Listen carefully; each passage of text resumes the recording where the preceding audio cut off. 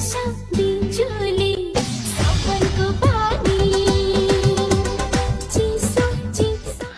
Morning everyone. এখন বাজে 7টা আর আমি এখন ঘুম থেকে উঠেছি, কারণ না কালকে রাত্রে অনেক ঝড় হয়েছিল, অনেক বৃষ্টি হয়েছিল। তো দেখো উঠোনের অবস্থাটা কি, দেখো সকালবেলা উঠে না একদম ভাল লাগে না এইসব দেখতে। তাই আমি তাড়াতাড়ি করে রান্নাঘরে তালাটা খুলে নিলাম আর ঝাড়াটা বার করে উঠোনটা ঝাড় দেবো। কি অবস্থা উঠোনটা দেখো বন্ধুরা। আর হ্যাঁ, আমার তো ইন্ট্রোটাই দেওয়া হলো না।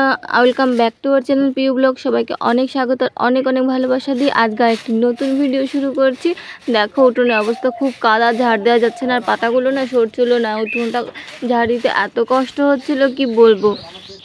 আর পাতাগুলো না লেগে লেগে যাচ্ছিলো। তাই আমি কী করলাম, এই ঝাড় দিয়েই যাচ্ছিলো না। দেখো কি করে ঝাড় দেবো বলো। তাই আমি বালতির মধ্যে করে এই যে পাতাগুলো নিয়ে রাস্তায় গিয়ে ফেলছিলাম। তা 3বার গেছি এই পাতাগুলো নিয়ে।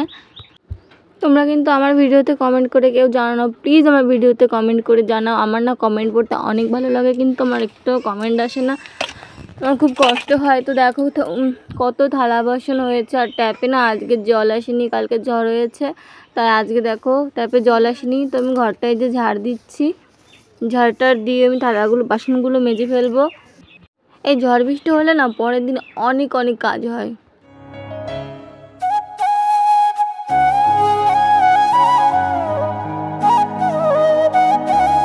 ঘরটা ঝাড় দেওয়া হয়ে গেছে। আমি এখন সিঁড়ি দুয়ারে জল দেবো। ওই যে সিঁড়িটা মুছে নেবো সুন্দর করে, কারণ সকালবেলা উঠে না ঘর ঝাড় দিয়ে এই সামনে সিঁড়িটা না মুছলে একদমই ভালো লাগে না, মনে হয় কাজ সম্পূর্ণ হয়নি। তো যখনই ঘরটা ঝাড় দেওয়া, উঠোন ঝাড় দেওয়া, এই সিঁড়িতে জল দেওয়া হয়ে যায়, মনে হয় একটু অর্ধেক কাজ হয়ে গেছে। তো সিঁড়িটা মুছে নিয়ে এখন থালা বাসনগুলো মেজে নেবো।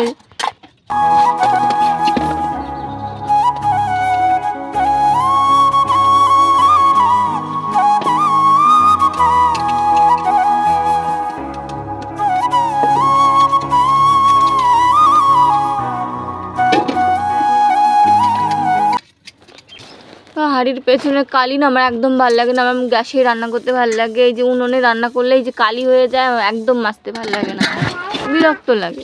তাও কিছু করার নেই, কারণ গ্যাস তো নেই, উনুনেই রান্না করতে হবে। গাইস আমার কি কষ্ট। তো আমার থালা বাসন মাজা হয়ে গেছে আর এখন আমি দাঁত মাজছি। এই দেখো আমাদের ফুল গাছ কি সুন্দর।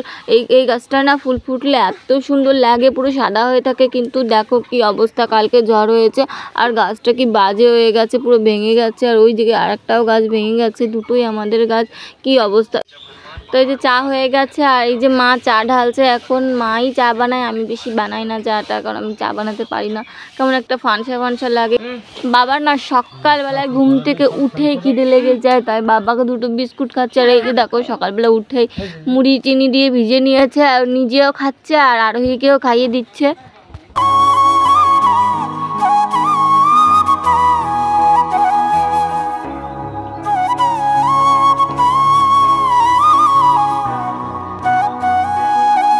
বাবা বলছিল সকালবেলায় ভাত কিছু করতে হবে না, লুচি করো। তাই মা একটু আমাকে হেল্প করছিল, এই যা ময়দাটা চেলে দিচ্ছিল। আর এই যে দেখো ডাল সিদ্ধ হয়ে গেছে, আর আমি না মশলা দিয়ে করব। এই যে আমার ডাল সিদ্ধ হয়ে গেছে, পেঁয়াজ রসুন সব কিছু গোছানো হয়ে গেছে। আর এখন আমি উনুনটা জ্বালিয়ে দেবো। এই যে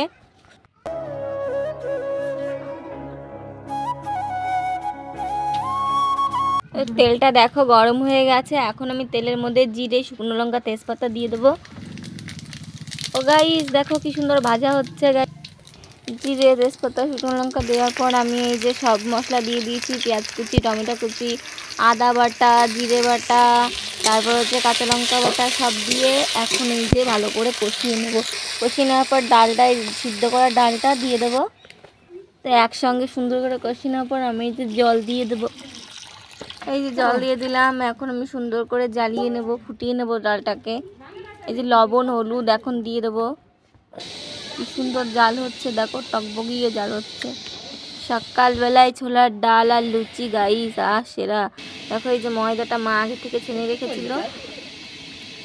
তো লুচি আর ছোলার ডাল হয়ে গেছে, কিন্তু আমি লুচি আর ছোলার ডাল খাইনি, লুচি আর সয়াবিনের তরকারি দেখিয়েছি। দেখো এই যে খাচ্ছি গাইস, দেখো আমি। তো আমার এতক্ষণ বক বক সহ্য করার জন্য সবাইকে অনেক ধন্যবাদ।